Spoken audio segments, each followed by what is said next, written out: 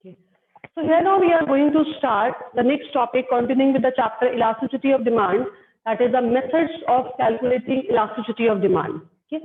For your syllabus for class 11 microeconomics, in the topic methods of calculating elasticity of demand, there are two methods for calculating elasticity of demand. Elasticity of demand means whether to calculate whether the demand is elastic or it is more elastic or it is less elastic, whatever it is. Okay. So we have to calculate. If it is more than it is 1, means it is unitary elastic. If it is more than 1, then it is more elastic. If it is less than 1, it is less elastic. Okay. Or if it is come out as infinitive, यानी कि demand कितनी change हो जाएगी, and if it is 0, means demand cannot change. So whatever the types of elasticity we have read, now we are going to calculate that with the help of the numbers, and then the numbers will calculate that. Some data will be given to us, and from that we will calculate the elasticity of demand. So for this syllabus, we are having two methods of calculating elasticity of demand. The first one is proportionate method. Please write like this only in your notebooks. As I am telling you like this, mind that you have to write this in your notebooks. Please note it down. First is the proportionate method, and the other one is the percentage method.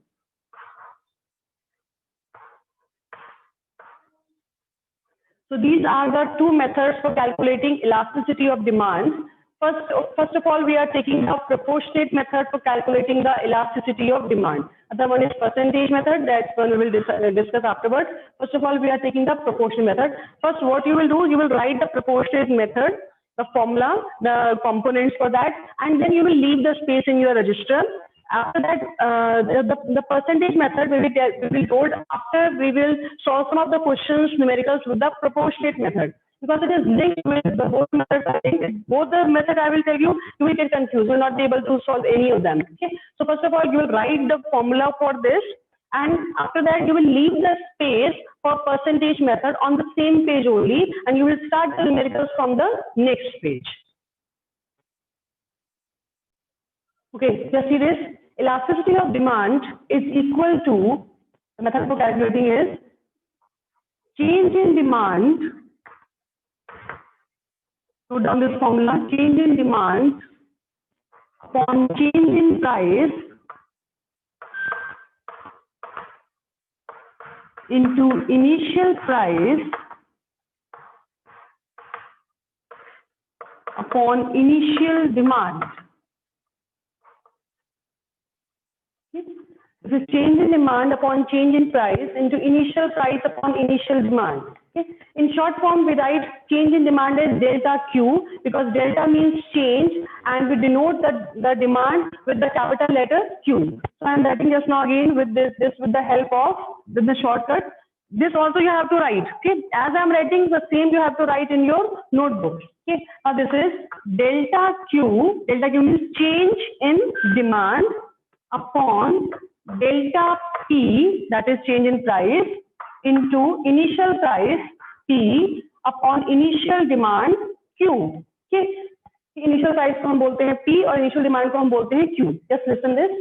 Change in demand का मतलब क्या है बेटा, यानी कि हमारी पहले demand कितनी थी और बाद में डिमांड कितनी हुई। यानी सपोज करिए अगर मेरी डिमांड 10 रुपए पर 100 यूनिट है, तो मेरे 10 रुपए पर 100 है, तो यानी कि मेरी क्या है, इनिशियल प्राइस क्या है 10 रुपए और इनिशियल डिमांड क्या है 100 रुपए। ये पहली डिमांड है। अब मान लीजिए प्राइसेस बढ़ गए, प्राइसेस हो गए 20, मैंने डिमांड कम कर ली, तो जो नया प्राइस है वो क्या होगा, न्यू प्राइस, और जो डिमांड चेंज होकर क्या आएगी, मैंने डिक्रीज किया, that will be the new demand.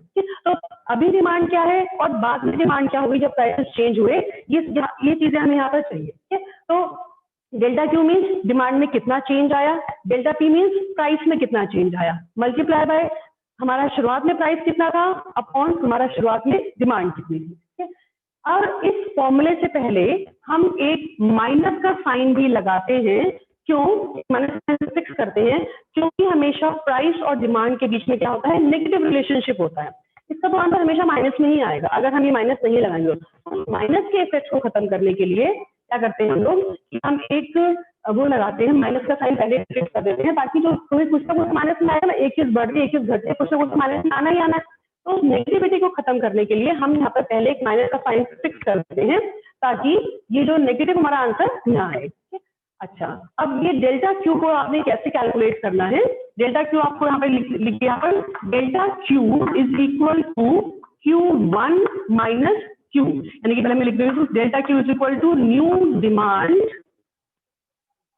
Minus initial demand, यानी कि हमारी पहले डिमांड क्या थी और अब डिमांड क्या है।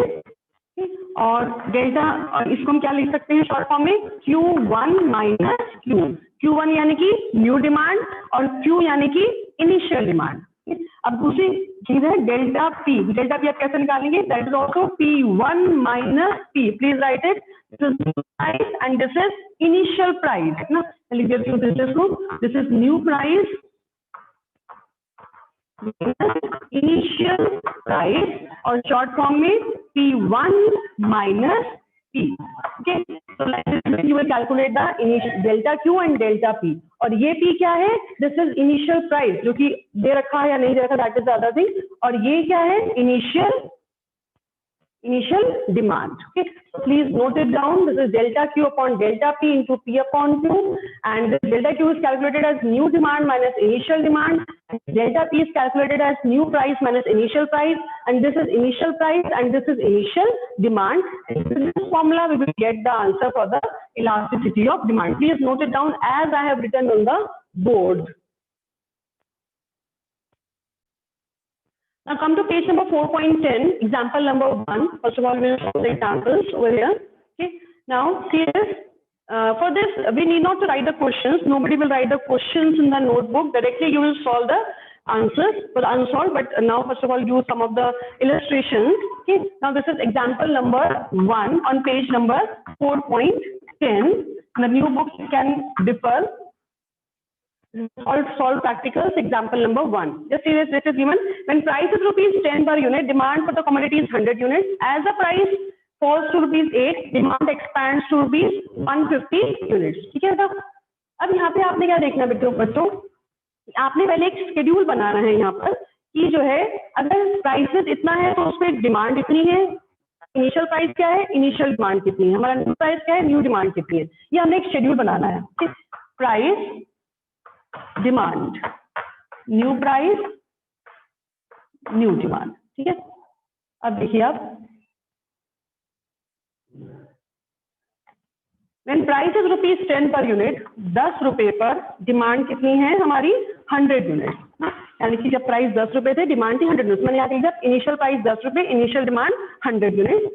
अगर प्राइस हो जाता है, the price falls to rupees 8, अगर प्राइस 8 रुपीज हो जाता है तो डिमांड एक्सपैंड हो जाती है कितनी, 150, एक्सपैंड मतलब बढ़ जाती है, अब डिमांड हो गई है 150। ये आपने शेड्यूल बनाना है। शेड्यूल में अगर मान लीजिए 4 मार्क्स का ये क्वेश्चन है तो 1 mark we carry for your schedule, 1 mark for your formula and 2 marks for your solution. At least of 4 marks का question will come, 1 mark for schedule, 1 mark for formula, and 2 marks for the solution that you will do. So it is compulsory that you should make this schedule. So here you have to calculate the elasticity of demand. Okay. Now, first of all, I will write the formula for the elasticity of demand.